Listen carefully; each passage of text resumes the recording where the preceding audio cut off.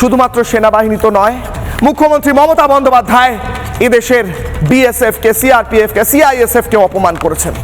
BSF নিয়ে মুখ্যমন্ত্রী মমতা বন্দ্যোপাধ্যায় কি বলেছেন অন্যান্য বাহিনীকে নিয়ে? সেন্ট্রাল ফোর্স, এখানে স্টেট ফোর্স কাজ করবে, ওই সেন্ট্রাল ফোর্স আগে পহেলগাঁও সামলাও, কাশ্মীরকে পাহাড় দাও, বর্ডারকে পাহাড় দাও, অনুপ্রবেশকারী তো তোমরা ঢোকাও। যদি ওই ব্যাটালিয়ান চলে আসে কেন্দ্রে আর এসে বলে ভোট নেই দেনে দিন, তো আপনারা কি শুনবেন?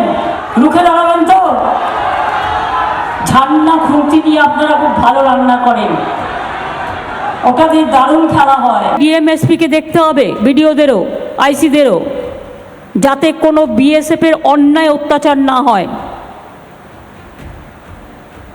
ওই 15 কিলোমিটার পর্যন্ত ওরা যেমন করবে, আপনাদের জানাবে। জীবনে শুনিনি যে বিএসএফ এত অত্যাচার করে। আমি লজ্জিত। কদিন আগেও বাংলাদেশ থেকে আমার কাছে চিঠি এসছে, এখন এটা দুটো দেশের ব্যাপার হয়ে গেছে। মুখ্যমন্ত্রী মমতা বন্দ্যোপাধ্যায় বিএসএফ নিয়ে এর আগেও মন্তব্য করেছেন, যেভাবে বিএসএফ কে দেখলে পরে নাকি বা কেন্দ্রীয় এজেন্সিকে দেখলে পরে নাকি লাঠি নিয়ে ছুটে যেতে হবে। নানা মন্তব্য করেছেন মুখ্যমন্ত্রী মমতা বন্দ্যোপাধ্যায়। বলছেন, জবাব চায় বাংলায়। আজকে প্রশ্ন করছি, কোন ভিত্তিতে বলছেন যে ভারতীয় সেনার যেখান থেকে সম্পূর্ণ ইস্টার্ন জোন নিয়ন্ত্রিত হয় সেই জায়গার মধ্যে বিজেপি হয়, এসআইআর হয়? কোন ভিত্তিতে বলছেন?